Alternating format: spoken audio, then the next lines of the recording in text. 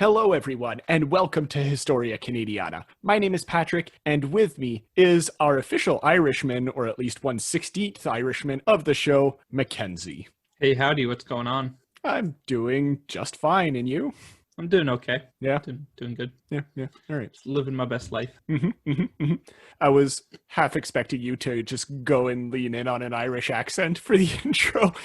I considered it for half a second, but then I remembered that the Irish kind of went through hell while they were here, so I'm gonna let's treat it with respect, Patrick. Gosh. Okay, I'm sorry. So yeah, today we're going to be talking about, broadly speaking, the cultural impact of the Irish. And by that I mean, we're not going to be focusing on a single cultural item, like we're not talking about a book or a politician. We're not even really going to touch much on Gros Isle, like the famine that's very well known for the Irish. We did a whole episode on that island if you want to check it out. What we're going to be talking about is basically the pre-Confederation impact in terms of music, in terms of religion, in terms of general overall population that the Irish had in coming to Canada. Kind of like what I did with the Scottish just before Mac came on the show. This was around episode 13 or so. So if you want to have an idea of that, we're just basically setting the groundwork for the impact of this population. And it'll be a bit more of a free-flowing show. Before we get started into that, however, I want to remind everyone that you can support the show through the likes of Patreon if you want extra episodes or early episodes for as little as $1 a month, or you can get the $3 a month episode. You can also support the show through PayPal, the recommended reading page, all that good stuff. If you want to know more about that, listen to the end of the show. All right, so getting into it, Mac, you mentioned something very interesting before we started recording. And that you have a bit of an Irish heritage, right? So I wasn't really joking when I was introducing you. You're kind of the person among us who has a bit more of this Irish heritage. Among the two of us. Again, I say that, but it's like 1/16th Irish blood. It's my mother's grandmother, so my great-grandmother. Mm-hmm. It's never anything I've ever been in touch with, because again, it is so small and it just wasn't such a factor in my life. Okay. But I asked my mother before the podcast if she had any stories or like things she could tell me about my grandmother. So she gave me a little bit. So she came over and she was, I believe it was a maid. She's one of the ones that landed here in a ship. Okay. So this would probably be like early 20th century. Yeah, that sounds about right. Yeah. So she was indentured and she was a housemaid for the rich people of Montreal. Her name was Mary Burgess. Mm-hmm. She would iron everything, and she knew how to do everything because she'd been doing so since the age of 12. She couldn't read, she couldn't write. The only thing she knew how to read, apparently, was the price.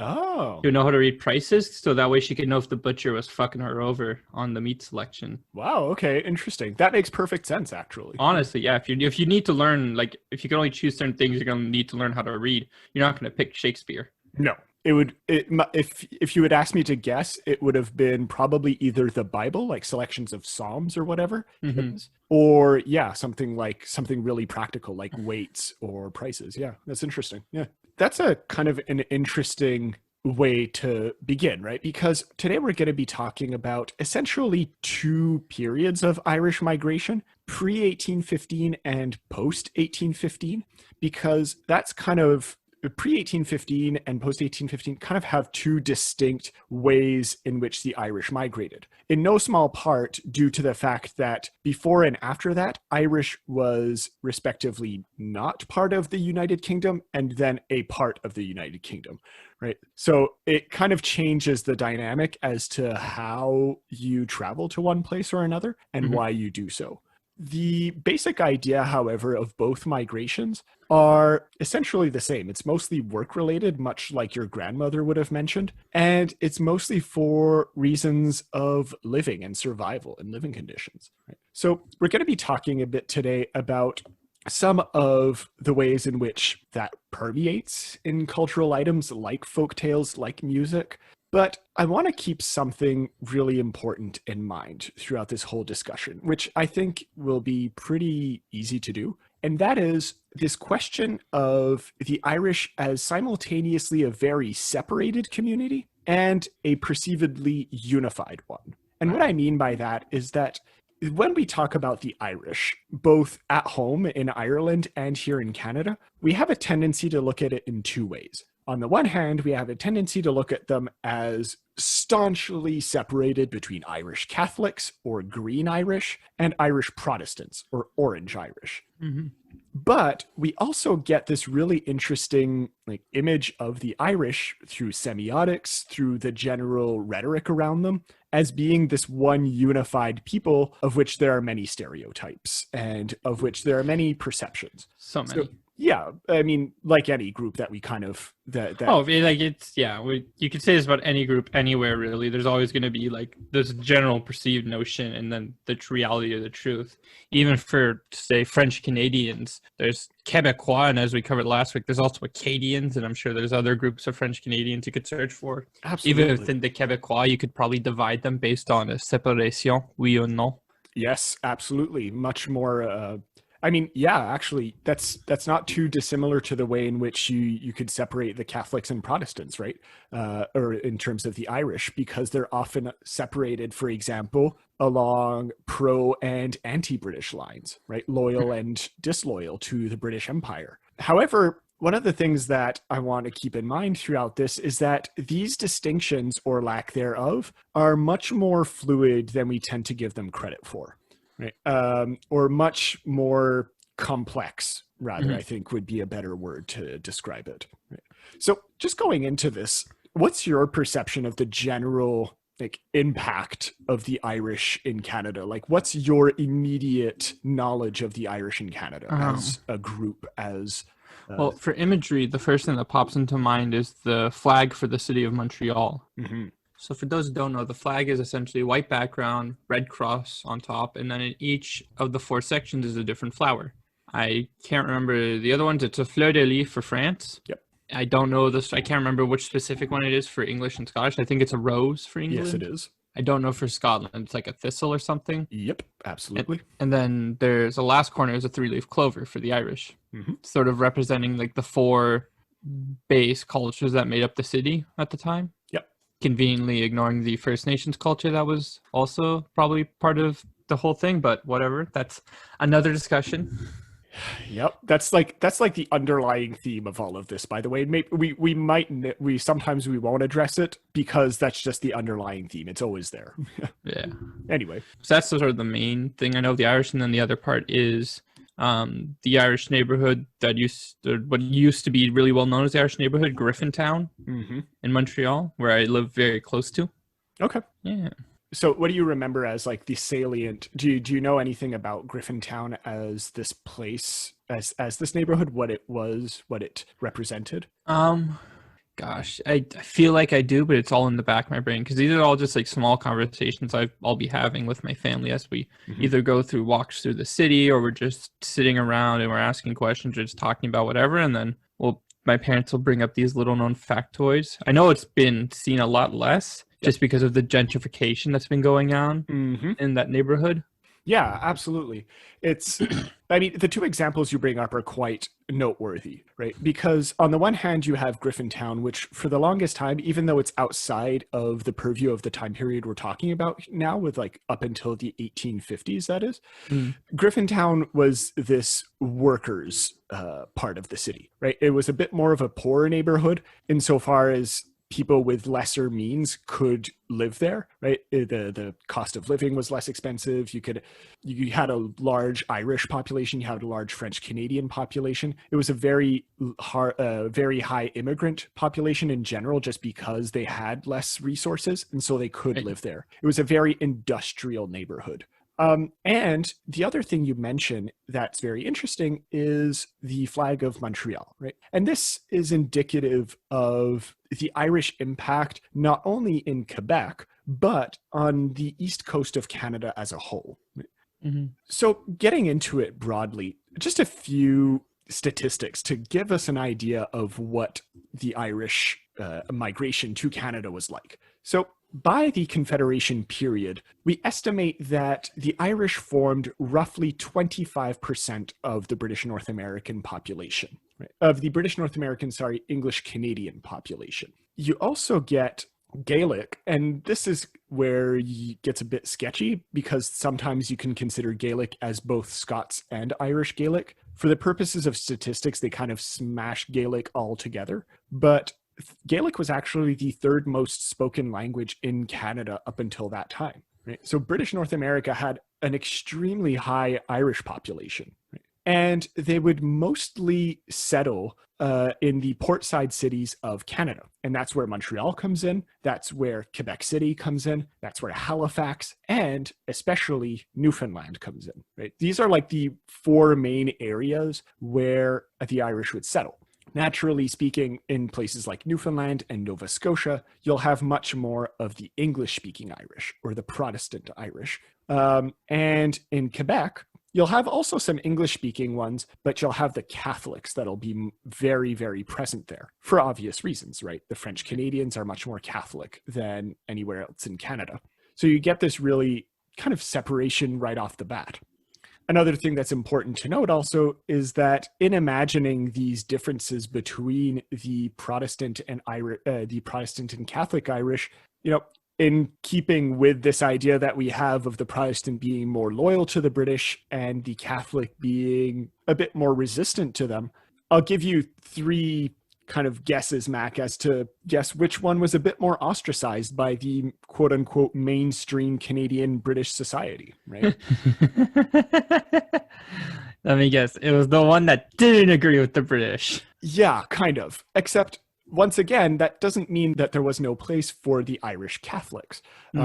As I said, they went often to places like Quebec, where very quickly the Catholic Church would include them into their own hierarchy. Right. But again, this is all just kind of a setup to imagining the Irish coming here, right? As this kind of very diverse group, right? Even within Protestantism, you have many denominations. You have Methodism, you have Presbyterianism, right? It's not like a really unified group, even if you decide to separate it between these two major categories.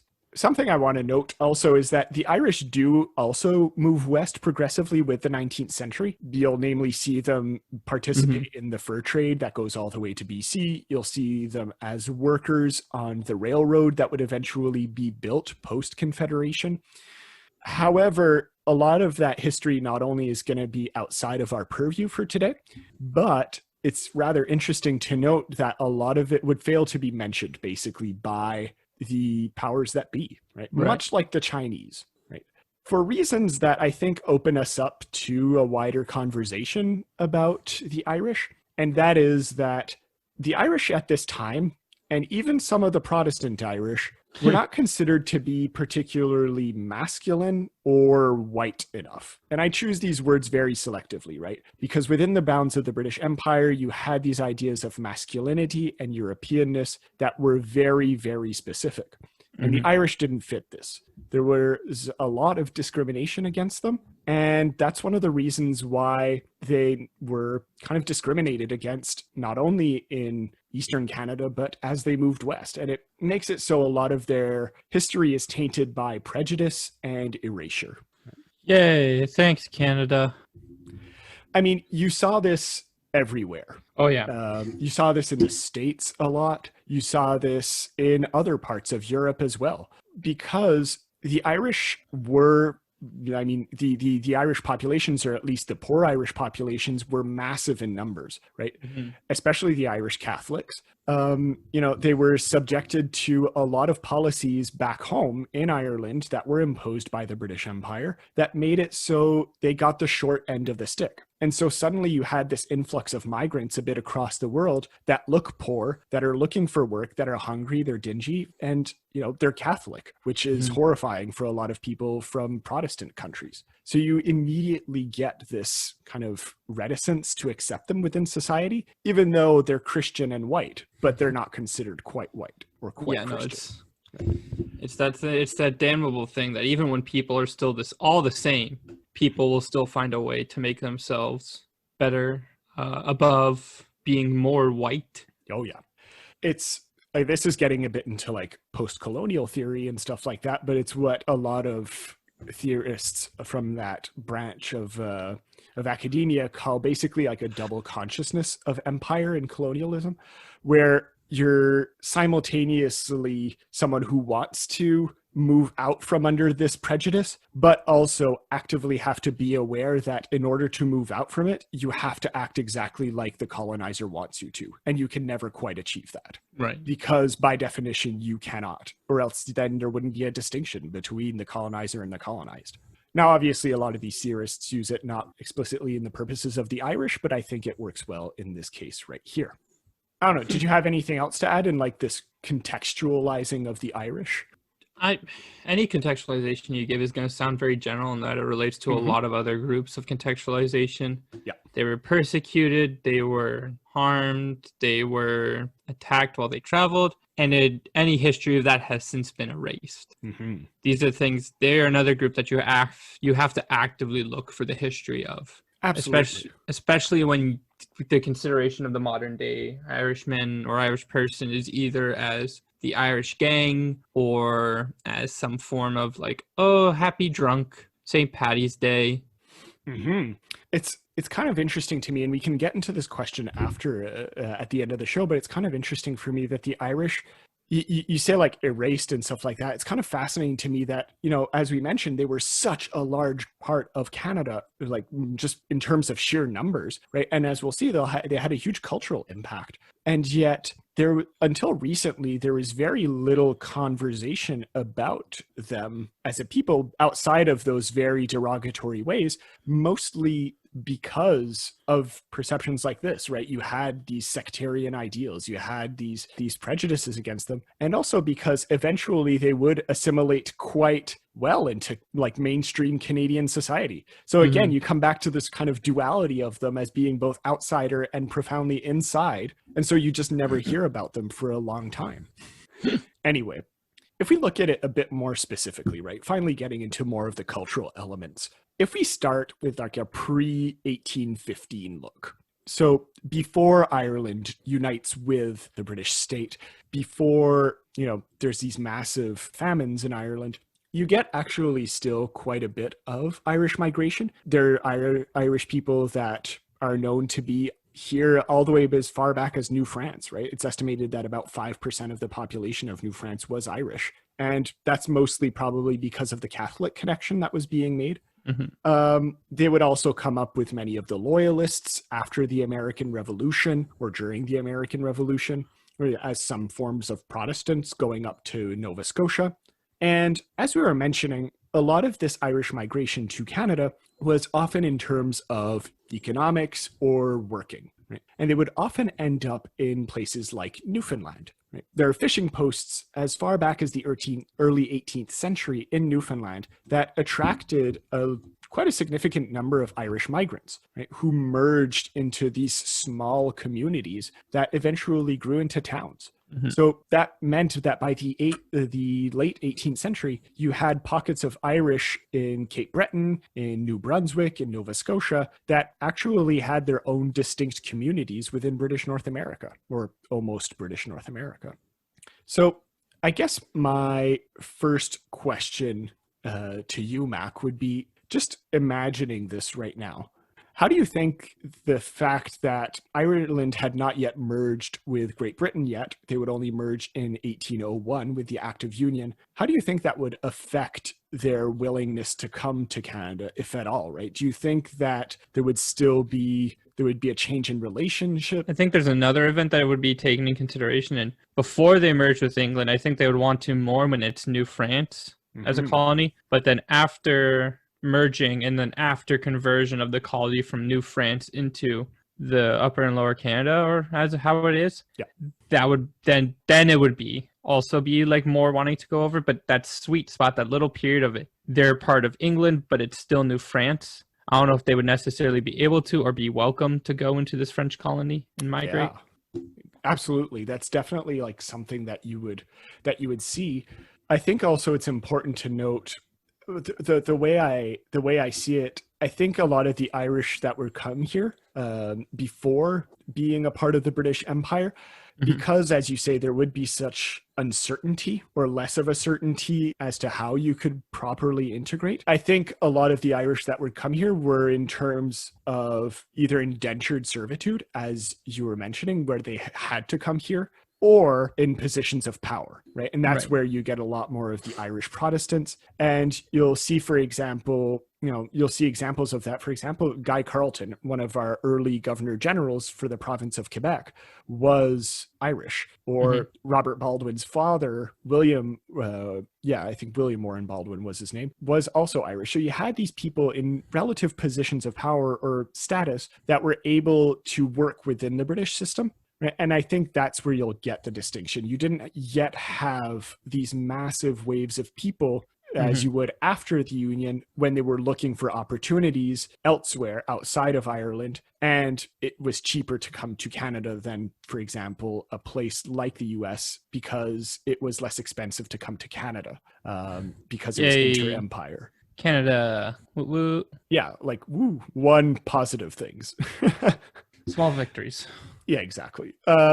But yeah, I think you bring up an interesting point, especially with the limitations that New France would have imposed. You see that, for example, with the Huguenots, which were French Protestants. They were specifically barred from entering New France, right? Just even though they were French, but because of religion, the Huguenots were Protestants. So religion. So exactly. So this plays a lot into the ideas that are circulating at the time. So again, you do see this indentured servitude and all that, but I think just with a major impact between pre and post 1815 is just the availabilities for the Irish here in the colonies. So I think we'll just get right into the cultural items. In this period, we have two that we can look at, right? And that is the story of the Society of the Masterless Men, which is great, and I will link to in the description, like a whole story. We're going to cover basically its summary here, but the whole story will be linked in the description. And a short poem by Thomas Moore from 1804, which is called Canadian Boat Song. Right? And both of them, I think, represent this different points of this early Irish migration to Canada. So, Mac, I guess my first question, or my question as it pertains to the Society of Masterless Men, is how would you describe this story? Oh boy, how do I explain the Society of Masterless Men? It seems like it was a bit of and it says masterless men first of all, but it included men, women, and children. Like it truly was a society in that sort of sense. It wasn't just a gang of outlaws, because that's what you sort of see when we first sort of open the link that we'll be linking in, is that is sort of when I begin thinking about outlaws and outlaws history, blah, blah, blah. These people were outlaws. They did break the law, but they weren't just a traveling posse or gang. No. They're just sort of anarchists, man. During all the colonialism, they just wanted to like chill. Okay.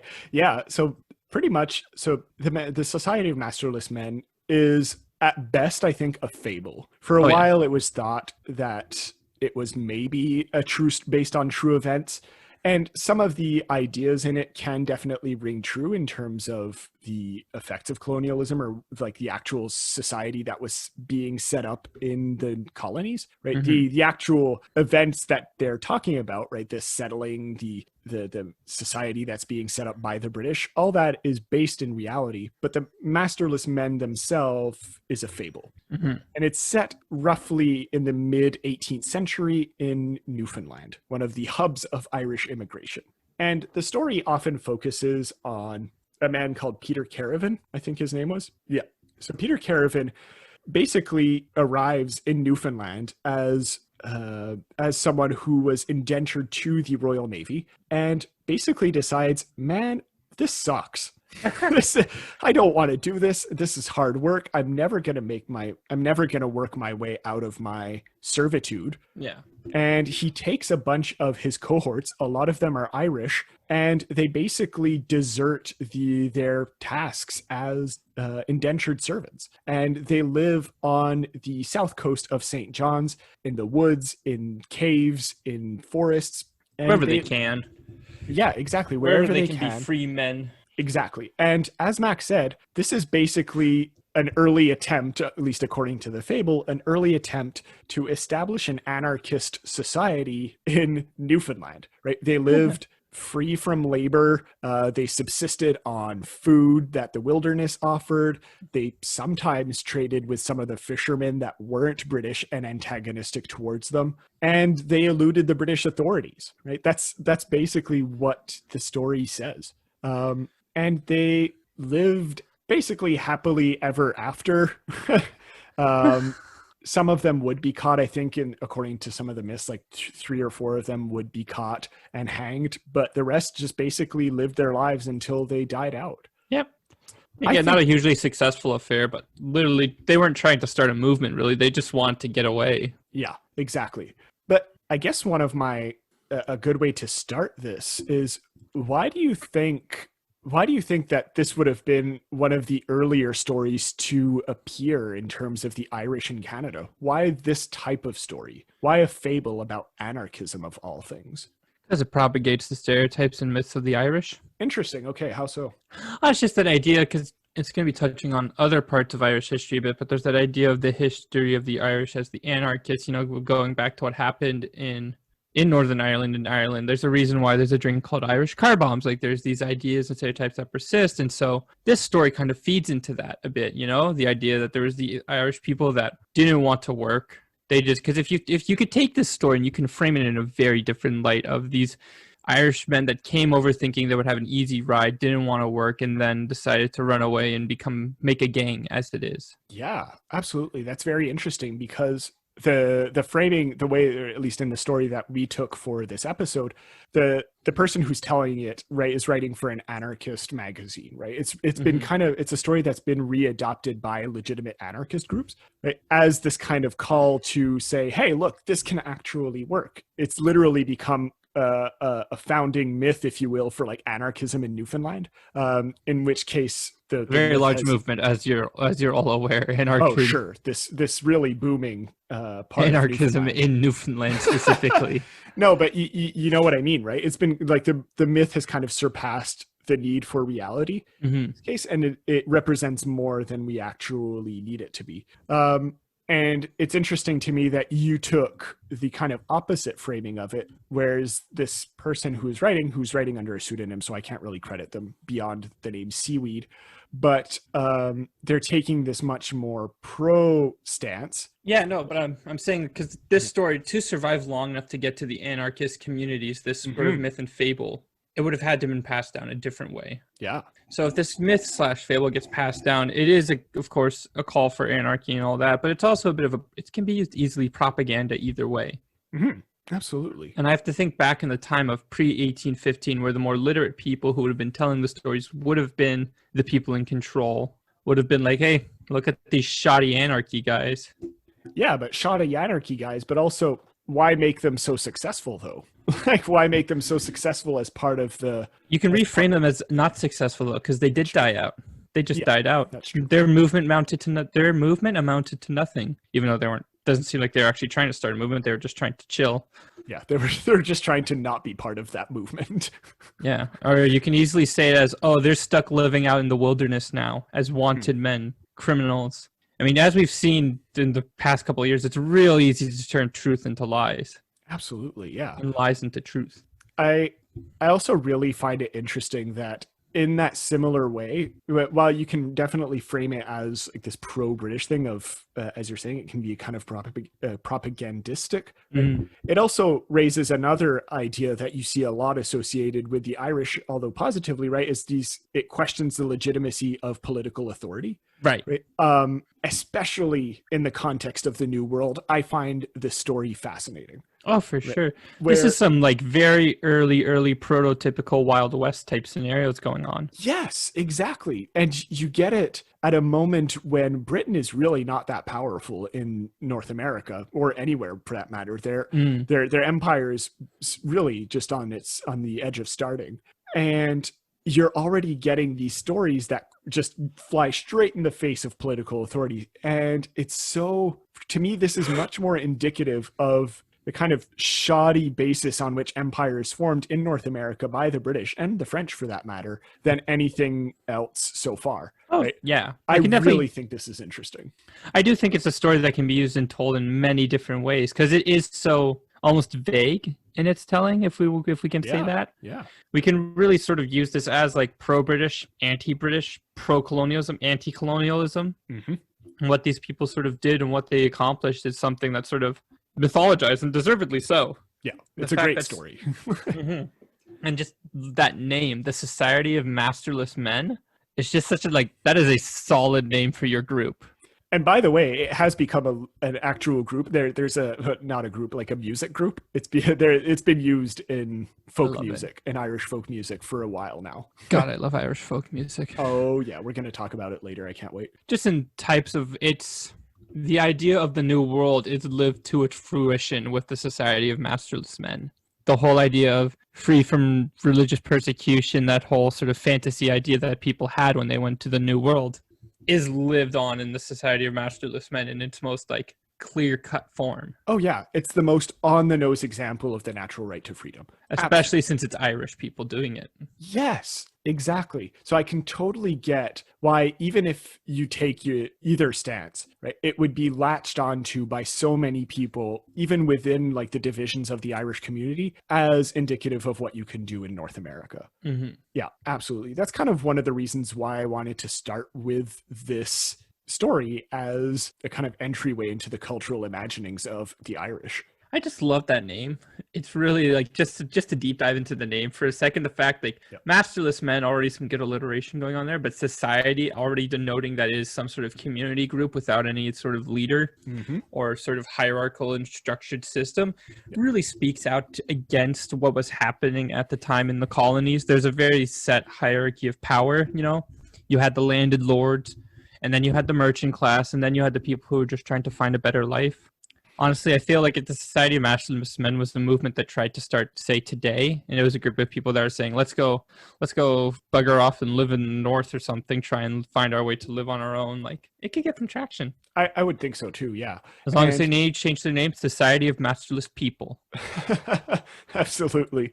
But I do like the point that you bring up, that they're kind of indicative of the hierarchy and lack thereof in the New World, where you see this especially in New France, but this very strong imposition of order on an orderless world. Exactly. It's the orderless world that's very interesting here, is that there's an attempt to impose order, but because the order is literally an ocean away, it's very hard to actually impose something. Which is why there's so many structures surrounding it.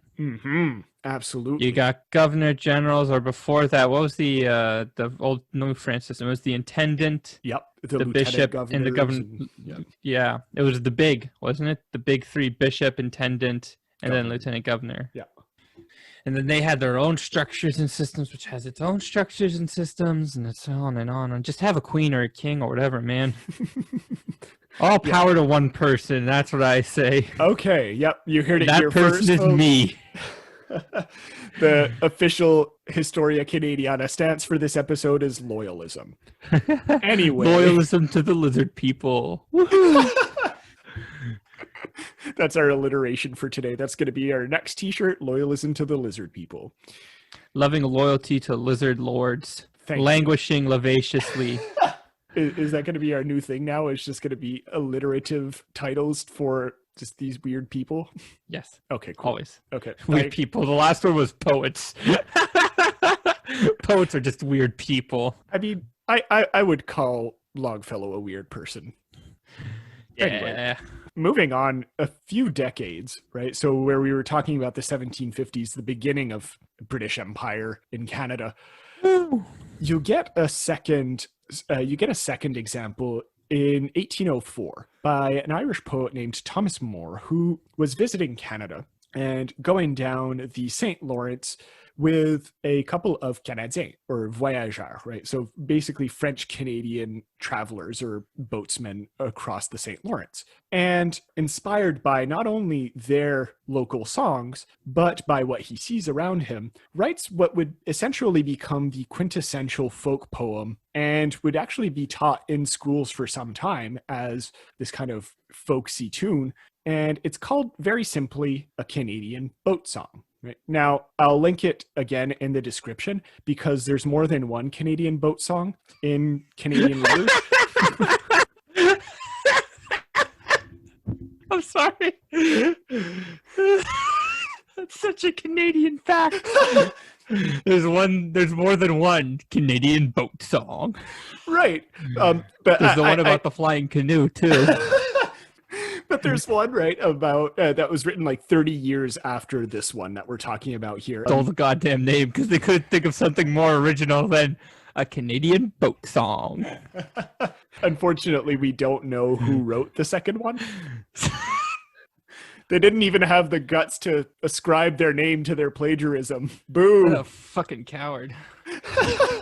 Sing the song for us, Patrick. I don't know the air though, but yeah, Canadian Boat Song is like a really short poem. And like I said, I'll link to it. You can find it. It's in the public domain. I'll link it on our website. What did you think of this one? I mean, it is about a boat. Yep. In Canada. Mm-hmm. It wasn't lying. Nope. Which is nice. I like it. It's short, sweet, gets to the point. You know, it's a fun little poem. I think more than anything, it's kind of indicative of everything surrounding the Irish at this point. I think the poem is less prone to deconstruction as, say, the Society of Masterless Men's story, just because it is so simple, right? There's three stanzas. There's three stanzas, each around 6 lines. Yeah. So that's 18 lines. That's a little more than a sonnet. Yeah, and it is like it is nicely written. I must say, it's much better than a lot of the stuff that we read on the show at this time. But simple rhyming style of A B B C C for each stanza. Absolutely. I think the last stanza is more interesting for me, where he says, "Ottawa's tide, this trembling moon shall see us float over thy surges soon. Saint of this green isle, hear our prayers. O grant us cool heavens and favoring airs. Blow, breezes blow, the streams run fast. The rapids are near and the daylight's past." Thank you. I think that's actually kind of interesting transition that happens within the poem, because that's the line that gets repeated for each stanza. But the first one is, "Row, brothers, row, the stream runs fast," as if the boat is still getting out of the harbor, and then it switches. I don't see, as far as I'm not, again, if you've listened to the show at all, you know I'm not a huge poetry fan, to put it kindly. But I think what's happening here is actually kind of interesting and kind of fun take, and it's sort of a nice little quick, it's something you could definitely sing or say to yourself. I could see why this would get popular, why this would sort of become well known. It's something that just sort of breezes through. It can blow, breezes blow. Exactly. It just streams through taverns throughout the city. To me, this is indicative of a lot of the folk songs that the Irish would become well known for later, and that would integrate into mainstream Canadian folk as we know it, from Quebec all the way to the Maritimes. And in Ontario, a lot of folk songs are influenced by this kind of Irish tune. And I think the fact that Canadian Boat Song was a poem inspired by French Canadians from an Irish person, and that it was kind of adopted into the mainstream vernacular, the mainstream idea of poetry for some time, I think is very indicative of the way in which, the subtle ways in which the Irish kind of permeate into all kinds of aspects of Canadian society, especially at that time, or even at that time, rather. Right. So I think that's probably the most noteworthy thing of this poem. I would recommend reading it in its full. It's not long, and it's really not. It kind of tells you what Irish melodies looked like and what people thought Canada was like, and the place of the Irish and French Canadians at the time. Compared to other poems that get into the 100 lines long, and I generally or usually just find kind of pretentious and overly flowery descriptive, this is 18 lines. It's quick, easy, breezy, cover girl. But I think the fact of pretension is a really interesting one to bring up, right? Yeah. I think I don't think he's trying to be pretentious. Well, we have a tendency to imagine poets in general as these pretentious types. I think that this is one of the examples in which you're trying to make something for the people, right? Oh yeah, You're among voyageurs, as they're saying. These are as close to the common person as you can get, and this is something that everyone can unite around. And that's one of the reasons why I think a lot of folk songs after, right? honestly, like it's just something that's nice. It's not something that's meant to be serious. It's just something for morale. Yes. More than anything else. It's just to help people feel a little bit better. Mm-hmm. And I think the fact that it's also on a boat is very relevant, right? Morale and during a trip, morale during like this voyage where you're far from home, you're in this wilderness, as very aptly described in the poem itself, right? You're in this wilderness that Canada is at the time, especially near Ottawa, where you're on the edge of empire, you're on the edge of the frontier at this time, and it's just really the perfectly indicative of everything else surrounding the poem. Yeah. No, there's not a lot to say about this poem other than that it's just kind of nice. Yeah, exactly. And again, I chose these two, I guess, cultural items just because they're so indicative of many of the things that we'll later see with the Irish. That being said, we'll take a quick break, and when we come back, we're going to be talking about what is really the most well-known period of Irish immigration, that is post-1815, wherein most of the Irish are going to be arriving, and their impact will be more accurately felt.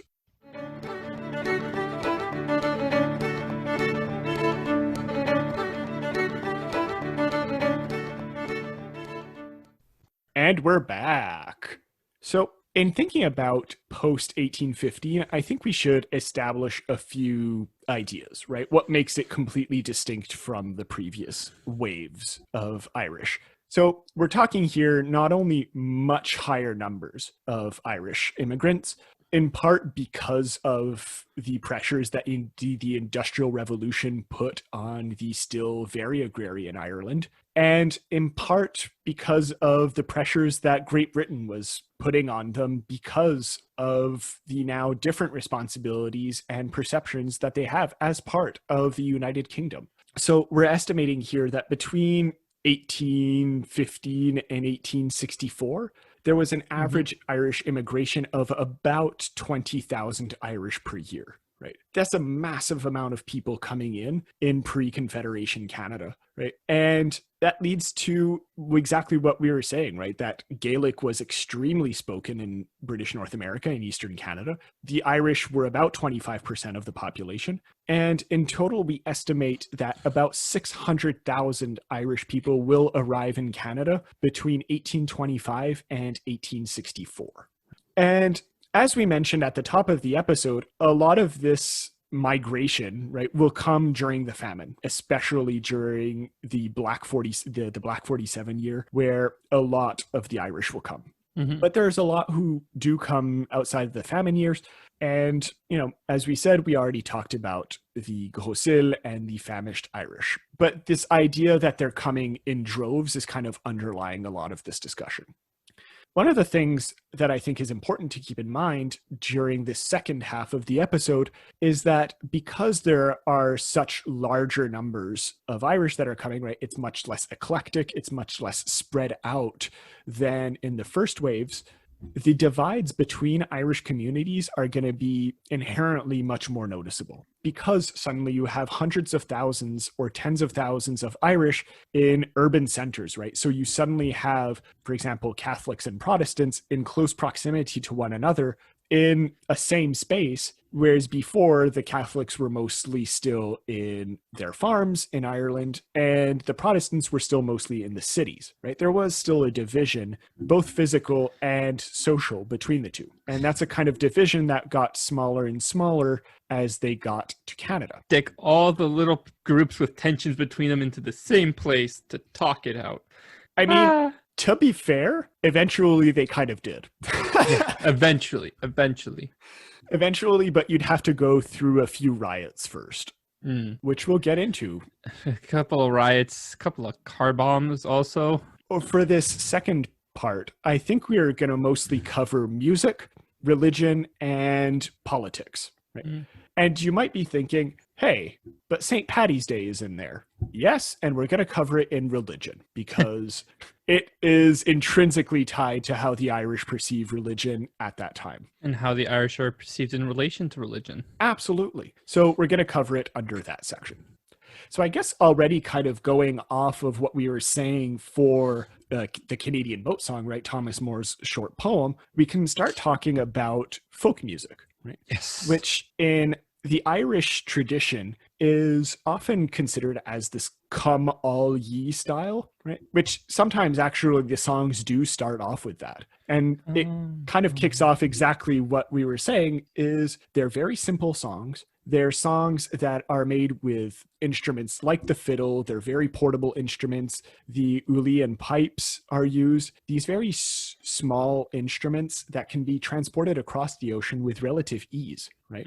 If you want an example of what an Irish fiddle looks like, I'll link to an unidentified Irish tune in the description, one that I couldn't unfortunately download for this episode, but that's a good example. And don't worry, because we've gotten this comment in the past, yes, I will be putting one of the songs within the actual audio of the episode podcast. Yeah. Cool. Because people didn't want to actually stop the episode, go listen to the songs and come back, which is fair. The point is you have these simple instruments, you have these simple ballads, right? And you have these really catchy tunes that literally can be sung by all around a fire, around a pub. Right? I mean, literally, come all ye. It's that old expression of you have to be able to carry a tune. This music is designed that you could carry this tune with one finger. Yes. You know, you don't need any special tools or anything. This is all like, and it's great. I love this kind of music.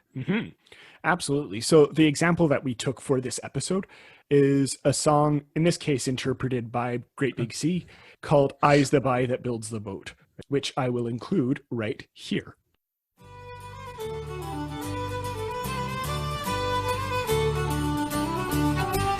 I's the by that builds the boat, and I's the by that sails her, and I's the by that catches the fish and brings them home to Liza. Hip your partner Sally T-Bow, hip your partner Sally Brown, Fogo Twilling in Horton's Harbour all around the circle. Salts and rinds to cover your flake, cake and tea for supper, codfish in the spring of the year, fried in maggoty butter. Hip your partner Sally T-Bow, hip your partner Sally Brown, Fogo Twilling in Horton's Harbour all around the circle.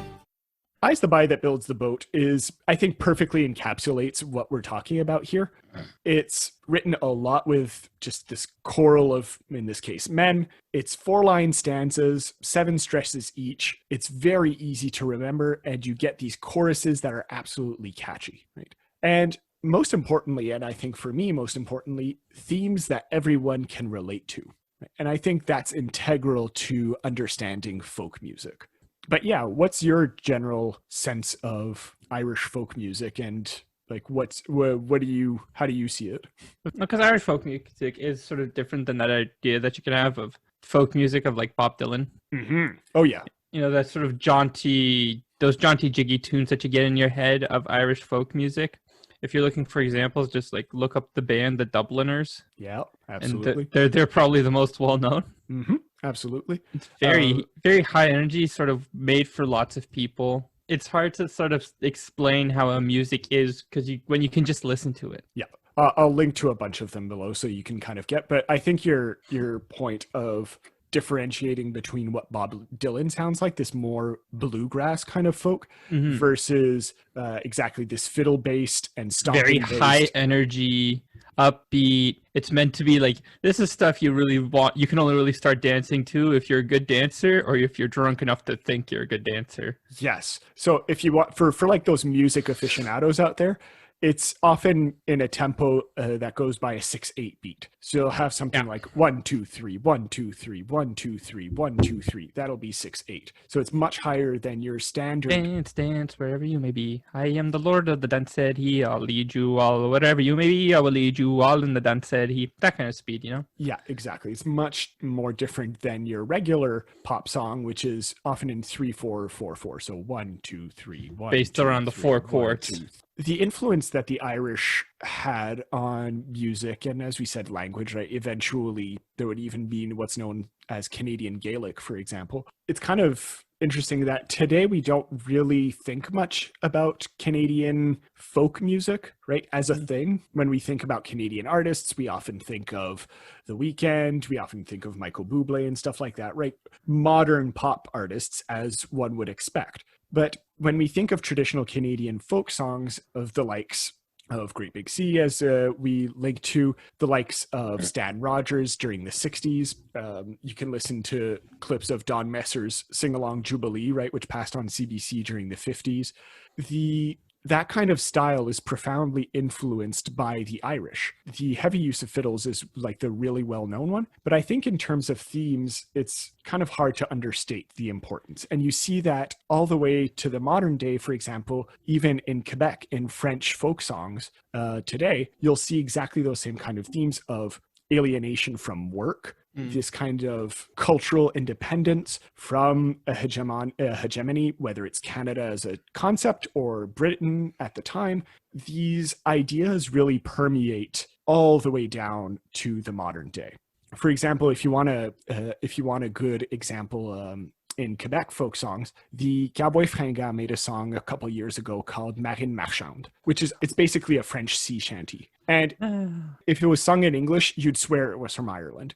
Like, there's an uncanny resemblance. It's the exact use of instruments. It's the exact same use of themes of this longing for being home. You're far away from everyone you love, but you're still trying to build this community here in Canada, right? And I think that's one of the major tenets of folk music, is the building of communities, right? More than poetry, which can be a bit inaccessible, more even than politics. I think folk music is one of those quintessential ways that the Irish, among other people, used in order to build their own communities in Canada and ostensibly integrate into normative Canadian society as it was known, right? Bringing in a lot of these people from different backgrounds with songs that everyone can relate to. I don't know. Did you have any thoughts about that, or about folk music? This deep dive you just did. Exactly. I guess when I just went on a diatribe of it, I had a lot of thoughts on folk music, but yeah. I like fiddles. I like. You were mentioning right before the show that you listen to a lot of this kind of music, right? I do, yes. It's something that's sort of nice and pleasant to listen to when I'm out for walks and such, just because it is so, the content is always so disconnected.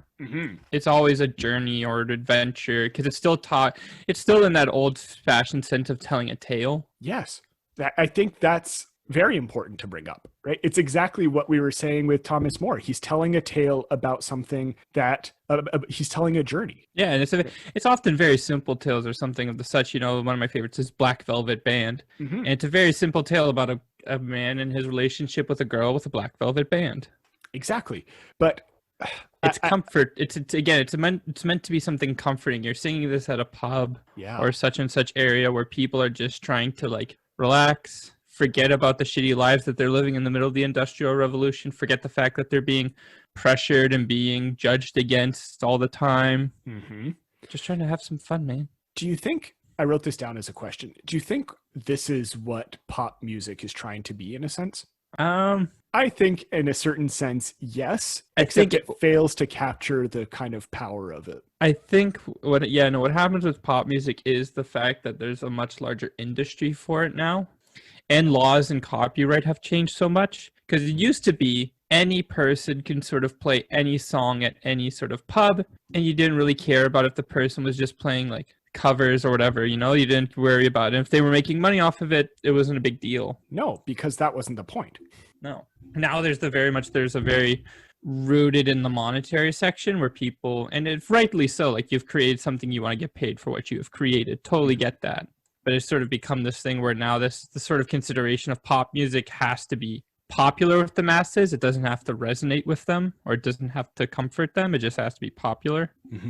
Yeah, I think that's really the major thing that's lacking from pop music in regards to like folks and how it relates to folk song. I mean, I think there still is pop music that does that. And we still have artists out there who, again, like write these things where they're trying to either comfort people or trying to have their own story or message. Again, we talked about over on Pop Canada, if you want to take a listen, we talked about The Weeknd, who often does try and do similar things where he's using the genre of pop music and such to try and tell these larger stories or narratives and either provide a comfort of some kind.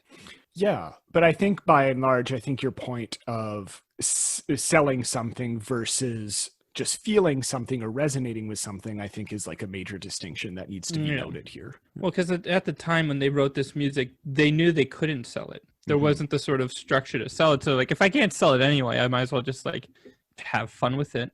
Yeah, absolutely. Anything else? I like fiddles. Just love me some good fiddling, man. On a roof or otherwise. I guess as a way to blend into religion and politics, we've been talking a lot about this sense of building a community and this sense of bringing all kinds of people into this idea of Irishness, into this idea of being in Canada, however you want to look at it. There's an interesting thing that happens in that a lot of these songs, a lot of these poems will be used with specific political and religious intent, right? And as it pertains to the Irish in this case, but in Canadian society in general during the 19th century, the two are intrinsically related, right? You can't really dissociate, or it's very hard to dissociate religion and politics. Not necessarily because all politics are religious, but because religious institutions are so profoundly enmeshed in political decisions. Mm-hmm. What else is there to say with religion except just internal screaming? Yeah. But yeah, one of the things that I think is going to be interesting to more or less cap off this episode is to see how various denominations and various political and religious groups used songs and poems, right? So we've been seeing the Irish as this unit. Now we can see them as distinct, right? With their own agendas in some sense, much like anyone else. And a good way to frame this is to reestablish some of the major or more conventional divisions that we see within the Irish community, right? Within Irish history, or at least relatively modern Irish history, the Protestant denomination has most notably in Canada been associated with what's called the Orange Order.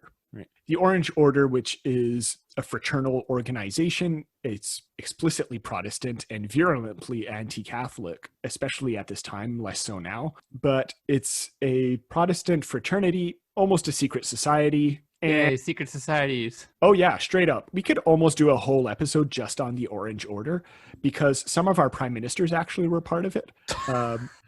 And oh yeah, by the way, Canada. Like almost 100 years apart, actually. So John A. Macdonald was one, and John Diefenbaker in the 60s was also one. So yeah. Interesting. So the Orange Order is basically represents the Protestant elite, if you will, as perceived by the Irish. And the reason it's called Orange is based off of none other than William of Orange, who was kind of seen as this Protestant liberator in Ireland during this rebellion that happened in the 17th century. And they kind of took up that name as a symbol of elite Protestantism. Yay. So it started off in Ireland, but eventually there would be an Orange Order in Canada. And it would be consolidated in 1830 by a man named Ogle Gowan in Ontario. There was a bunch of lodges, and he basically brought them all together, and he was eventually the Grand Master of the Orange Order of Canada. And basically, they just went around being ultra bigoted against the French Canadians and being a part of normative British politics. Mm-hmm. Like that's the ultimate way that we can describe the Orange Order in a short and concise way. If you want to look more into them, they kind of suck, but they had a huge influence for the long time. Right? Like most secret societies. Yeah. They had like a bunch of parades as Orange Order, not necessarily as part of St. Patrick's Day or something like that, but they had their own parades, they had their own traditions, and they're very much part of this loyalist tradition in Canada. And I think one of the ways in which we can look at that is exactly through the medley that you were mentioning before. I'll read like maybe up until the second chorus because it's really not that long, and it aptly represents the way in which songs were used by religious denominations. And then we'll cover like a Catholic one, for example. So this is actually a medley of a variety of songs and tunes composed in honor of what was known as the Grand Procession of the Orange Order that took place in Toronto in 1852. All sung along to the melody of Auld Lang Syne. Okay, yeah, absolutely. I'm not going to sing it. I can do it. Go for it. Honestly, go nuts. Blessed shade of that immortal king who nobly crossed Boyne's flood. Teach me his praises loud to sing for us who shed his blood. May every year new glory get to those of William's line, and may his sons forever live to meet their sire divine. But here's to those who each delight their brethren do join, to celebrate the glorious day King William crossed the Boyne. The Orange men from far and near in July 52 by Toronto men invited were 1,000 good and true, that in their city all should meet about the hour of noon, and then proceed from street to street throughout that loyal town. Then here's to those who each of July their brethren do join, to celebrate the glorious day King William crossed the Boyne. That was beautiful. I think that's how it would go if I'm remembering the melody of Auld Lang Syne correctly. That's exactly the melody, yeah. Yeah, the medley goes on for like 4 pages. We're not going to read it all. It'll be linked again, but it is kind of interesting to me. There are certain passages that I think are really indicative. So obviously there's the necessary references to King William of Orange crossing the Boyne, which was kind of the image of William crossing into Ireland and liberating Ireland and making it Protestant or whatever. Yeah. As far as the Protestants are concerned, liberating Ireland, by the way, completely ignoring the Catholic majority, but that's another thing. And of course, that's something that happened presumably on July 12th, which was the Orange Day, basically. But there's a few lines at the end of the passage you read, which I think were really interesting. And that's 1,000 good and true, that in their city all should meet about the hour of noon, and then proceed from street to street throughout that loyal town. Right? It really gives, and obviously this is a form of propaganda in a sense, right? You're trying to value a certain purview of, in this case, Toronto, but it really gives this overt impression of Toronto being a loyalist city, right? There's no other kind of people. It's a loyal town. There are 1,000 people that are good and true. All these people that are part of this parade, representing a real majority. And there's this sense of joy as this procession is happening, right? It really gives this impression of grand acceptance of the Orange Order as the Irish voice, if you will, of Toronto. Toronto. It's an interesting thing, again, sort of fitting into that idea of you're trying to use the songs and poetry more to rally the people than it is trying to provide some grand introspection onto the meaning of life and such. Yeah, I don't think any of their goals was this grand introspection. It would have definitely been, if there's any introspection that would have been done, it would have been, how do we maneuver any political propaganda power?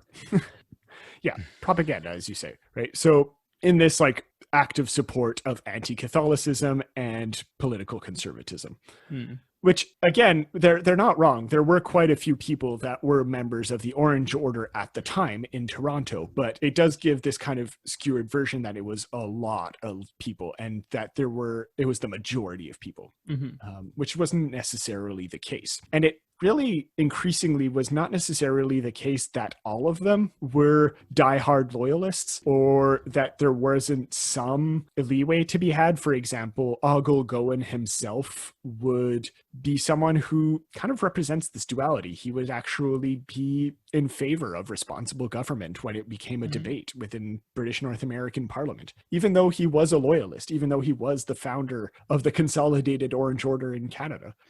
So it does try kind of open up into this duality that a lot of people in Ireland represented, or at least a lot of the Irish in Canada represented. Right. I want to contrast this with a little excerpt from a poem that was written a bit later by a man called Carol Ryan. But this idea of the wearing of the green, which is the name of the poem, dates back all the way to the 18th century, right? This is a song that was sung during the Irish rebellions that happened in 1798. And as we will see, the wearing of the green is kind of associated with Catholicism and kind of lower class Irish. But again, this will kind of show the duality of what I mean here. In 1903, Carol Ryan wrote The Wearing of the Green. And here's a little excerpt from this. It goes, "And ever on St. Patrick's Day, wherever to the skies, triumphantly for liberty, the flag of Britain flies. There shall the harp and shamrock fly, by all the nation seen, to Irish valor Britain owes the wearing of the green. So now we'll wear the green, my dear, so now we'll wear the green. For Erin grand will proudly stand and wear the living green." I think this is really fun. Mm-hmm. I especially like the kind of duality that says like on St. Patrick's Day, which we'll get into it, but at the time was a bit more explicitly Catholic, by the way. The duality of the flag of Britain and at the same time the Aeolian harp and the shamrocks kind of both being there at the same time, while also saying to Irish valor Britain owes. So you get this Catholic who in popular imaginations of the Irish are virulently anti-British, and a lot of them were, don't get me wrong, but in this case, a rather loyal one in some senses, or at least accepting of the fact that there is some good that can be had within the British system somehow. Somehow. But you get what I mean, right? Yeah, for sure. There's this interesting dichotomy going on within both of these works that I think is important to note. Yeah, I don't know. Did you have any thoughts on this? I think compliment is a pretty interesting word to use, These groups are in tension with each other, but in the end, they're still Irish. Yeah, okay. And how there's, again, this image we have of the collective as Irish, but then that's not really the case. It does help explain the colors on the Ireland flag. Okay, you didn't know that's where it came from? Nope. Ah, okay, yes. So it's Irish and Protestant. I forget what the word Irish and Protestant? You're saying Protestants aren't Irish? It's exactly. They're faux Irish. No, it is kind of fascinating, the tension that exists in this group and how the colors came to be what was so representative of them. And how the Irish Green Catholics kind of became the predominant color of Ireland. Yeah. Okay. But then that green is sort of linked with the more natural paganistic aspects. Yeah. I'd be interested to see how that link came to be, because that idea of like the green then linking to the leprechaun, the shamrock, the fairy circles, and all that of Ireland. Mm-hmm.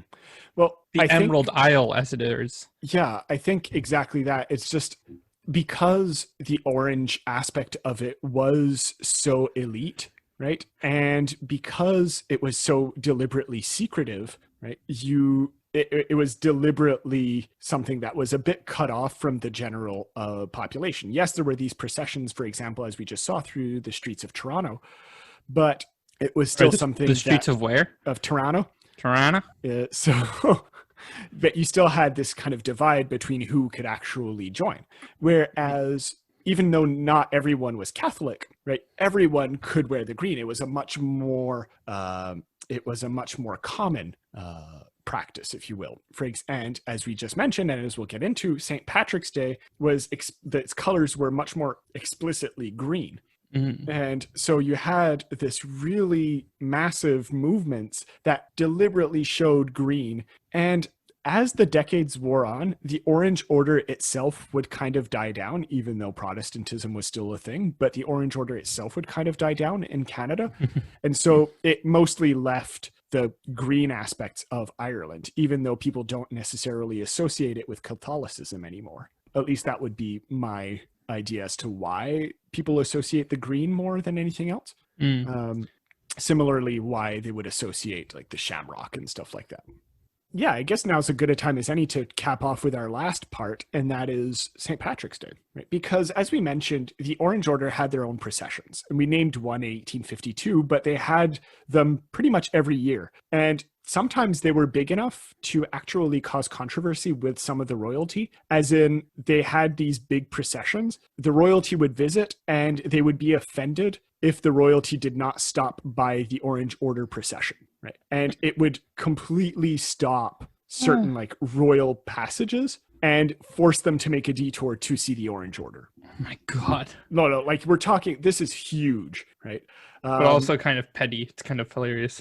Yeah, it's very petty. It's exactly what I'd expect from a bunch of elitists like the Orange Order. Who, by the way, I don't mind lambasting, not only because they're very small in Canada now, but now because they've also been kind of marked as this white supremacist group. Oh, wow. In like modern times by a lot of people, mostly Irish Republicans, but I don't give a crap about lambasting them. Tell me in the comment. So, My God. That's... Yeah, it got kind of dark. Kind of? I don't want to give like the impression that they all are, but it's been kind of painted as such because of its history of elitism and Protestantism that's intrinsically associated, as we were talking about, with whiteness and what proper Britishness is. So I can understand where some of that criticism comes from. Anyway, there's like 5 people in the Orange Order now in Canada, so who cares? But we can bully them now because of that. But yeah, in kind of contrast to that and to those orange processions, you had St. Paddy's Day, which wasn't officially exclusively Catholic, but definitely took on these Catholic connotations, mostly because St. Patrick is associated much more with Catholicism, but also just saints in general are a much more Catholic phenomenon than they are in Protestant circles. And the first St. Patrick's Day parade would be held where you are, back in Montreal in 1824. There would actually be some before in the States, but in Canada, the first one is in 1824, almost 200 years ago. And there would be these regular parades, much like the Orange Order, and you'd see the singing of songs like the one we read by Carol Ryan. And it is interesting to note, by the way, that the St. Patrick's Day festivals and parades and stuff like that actually began in North America, not in Ireland. It's because St. Patrick's Day was this day in Ireland where everything was closed and it was a religious holiday. It wasn't this secular holiday, or more secularized rather, holiday like it became in North America. In fact, like this idea of St. Patrick's Day as this Irish celebration where you drink and get rowdy would ironically not have been very drinky or rowdy in Ireland because the pubs would have been closed. So that's North America. It's an exclusively North American phenomenon that was started by like nostalgic and proud Irish people. I've seen nostalgia and pride do worse than just start a day where people get together to get drunk and have a good time. Absolutely. But I want to bring up St. Paddy's Day because it shows once again these kind of antagonism that simultaneously exists and doesn't exist in Irish communities. Because, you know, the riots I mentioned earlier? Oh, God. It's kind of funny how associated with riots St. Patrick's Day became. Of course it did. Because the Orange Order, among other people, got kind of pissy that St. Patrick's Day became a thing and that it was used to sing these disloyal songs to the empire. And so it would often lead to direct antagonism between people of the Orange Order and Catholics that were celebrating St. Patrick's Day. And there would be fights and riots in the streets. And like it happened pretty regularly. One of them that's really well known that you can look it up is in 1858 in Toronto. And the riots that ensued from it led directly to discussions and eventually the enforcing of a banning on the St. Patrick's Day parade in Toronto for over a century. So until 1988, Toronto couldn't hold a St. Patrick's Day parade because of the potential for violence that ensued from it. So I think that's fascinating. That this kind of day that now everyone kind of gets on board with as like that one moment where everyone's a little bit Irish and really celebrates it hard was initially a day of super antagonism. Right. Do you celebrate St. Paddy's Day?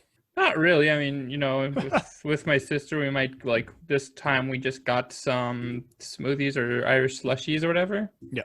And we might eat a certain meal, like we had beef stew, Guinness beef stew. Mm-hmm. And that was about it, really. Yeah, that's fair.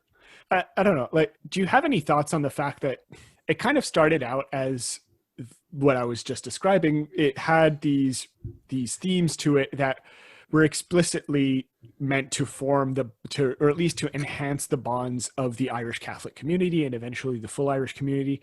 And it's kind of become this joke, if you will. Not really a joke. I wouldn't call it a joke, but it's become kind of this theme of drunkenness and excess. I don't know. I feel like there's been kind of a warping of what it was originally meant to be, even though I'm not someone who's explicitly pro-religion at all. But I do think it's interesting to note how it's shifted over the years into something that's just kind of there as this surface level representation of Irishness. Right. We're kind of winding down here, where as we say, we were talking just basically about general cultural impacts here. Mm-hmm. Is there anything that you want to mention in particular about anything that we've talked about today? Like, what to you, I guess, to kind of open up that question is there like a particular notable Irish influence in your opinion on Canada as we've seen it today? Oh boy. Like one that really sticks out as something like, yes, Irish. Because by the way, we'll get into like later ones as we go later into our chronology, but I have no idea. Mm-hmm. I feel like there's probably is just so many important Irish Canadians that we just don't know, and that's really one of those problems that we talked about before, where we should be looking more into it. Yeah. So it's kind of interesting that you bring that up. I think one of the and this I'm saying it as kind of a way to open up to later episodes that we're going to be talking about the Irish, right? As we kind of mentioned throughout the episode, oh damn, the Irish would eventually integrate really fully into mainstream Canadian society, as it were, right, or as it was understood for a long time. Mm-hmm. It's kind of interesting, again, that they represent both this image of Canada as a cultural mosaic, but also a kind of American melting pot, in that you don't really notice the Irish anymore as explicitly Irish, much like they had been for most of the 19th century that we were talking about today. Mm-hmm. But what's interesting to note is that there's a lot of scholars that kind of indicate the role of the Irish Canadians in forming a sense of Canadian nationalism, or informing one. Because a lot of the things that we were talking about today become kind of foundational to what we'd understand as traditional Canadian culture, right? Folk music was very influenced, these interpretations of religion, these overall Canadian sense of comedy. Yes, absolutely. Comedy was definitely influenced. I talked a bit more about that with my Scottish episode that I did, but comedy was definitely influenced by Gaelic types. The contribution to a sense of Canadian nationalism as something distinctly Canadian, but also kind of British, but also kind of multicultural, definitely was helped by Irish. A large Irish population. Mm-hmm, absolutely. Yeah, just there's just an overarching prevailing sense of Irishness that isn't really sort of talked about with Canada, Yeah. Just in either behavior, mannerisms. Mm-hmm. Even right down to the military, by the way, we'll see that later. The Canadian military and like things like the RCMP are explicitly modeled after certain Irish groups. There you go. Also, you were talking about really important like political figures or figures of Irish Canadian descent. Brian Mulroney. Brian Mulroney, yes, definitely one. Also, and Paul Mulcair. Yep. Okay. Keep going. Alice Munro. Yep. Alice Munro. Connor McDavid. I don't know who that is. He's a hockey player. You call yourself Canadian. Anyway, no, what I was going to mention, and it's a bit closer to our purview here, is a man called Thomas D'Arcy McGee, who we will definitely cover on this show as a full episode, because not only is he a writer, but he became explicitly tied into kind of the pro and anti-Fenian raids that were going on in Canada in the 1860s, which was an Irish nationalist group that attacked Canada. And Thomas D'Arcy McGee became one of the founding, like one of the so-called fathers of Confederation. Woo! So the Irish, once again, are explicitly there in Canadian semiotics in terms of images that we have imagined of them. They're explicitly there in politics, as we will see most importantly with McGee later. And we are explicitly relating them to religion and just these general Irishness and Canadianness as we will see it develop over the course of many episodes. So I think that in itself is the largest contribution that we can attribute to the Irish. There you go. All right. Did you have any final thoughts? I like fiddles. Nice. I don't know. I think this was a decent format. We maybe have talked a lot about cultural items, like different ones, but I think it was may an have important seemed episode. like we were beating around a lot of bushes and not being very specific with anything, but that's just sort of what happens when you talk about one of the larger cultural influences on our nation as a whole. And again, we're going to be talking about specific ones later, right? I just wanted to set the groundwork with this one. Mm-hmm. Anyway, obviously, as always, the ultimate way to send us off. If you have any questions, comments, concerns, you can send them over through Facebook, through Twitter. Yeah, if you have rants also. You can send them through by email at historiacanadiana@gmail.com. And, of course, you can, tell us we suck. I don't know. I don't care. You can leave a review, maybe 1 star, preferably 5. It takes about 1 second, guys. Go on iTunes, click a 5-star review. It really helps the show get to more ears. Or if you feel like a 3 is fine. Yeah, I can do with a 3. I'd put my word for the 3 stars. Okay. That's good. I like our show. I like our show too. I think it deserves at least like a 3.5. And as for support, as we mentioned, you can do it through PayPal, kind of pay what you think the show is worth. You can check out the recommended reading page and the affiliate links that are there. And you can support the show, I think most importantly, through our Patreon page, where you can get ad-free episodes and uncut episodes and early episodes, and most importantly, extra episodes every month. Mac, why don't you tell them about Pop Canada? Pop Canada is a special show, 1 episode every month, released straight to Patreon, where we just talk about how Canada fits into the larger pop cultural landscape of the world. Again, sort of like what we did with Ireland, we sort of pick a topic, chat around it, talk about it. Last month was the Gold Rush, the Klondike Gold Rush, and how that sort of fit into the larger mythologization of Canada. Mm-hmm. We'll pick a topic, a person, a place, an event, a movie, a TV show, comic book series of some kind maybe, and just sort of give our thoughts. It's a lot more open and freewheeling, I would say, than the main show. A lot more of it's hijinks, shenanigans, open language. Oh, yeah. But it's a lot of fun. Oh, yeah. I really It's the like one it. I put together. And that's why it's a much better show. The better is... But you can check it out, and you can have access to Pop Canada for as little as $3 a month. Mm-hmm. So with that being said, we want to thank you all again for listening to us ramble about yet another topic as it pertains to Canadian culture and history. We'll see you all next time on Historia Canadiana. Cheers, everyone. Woohoo!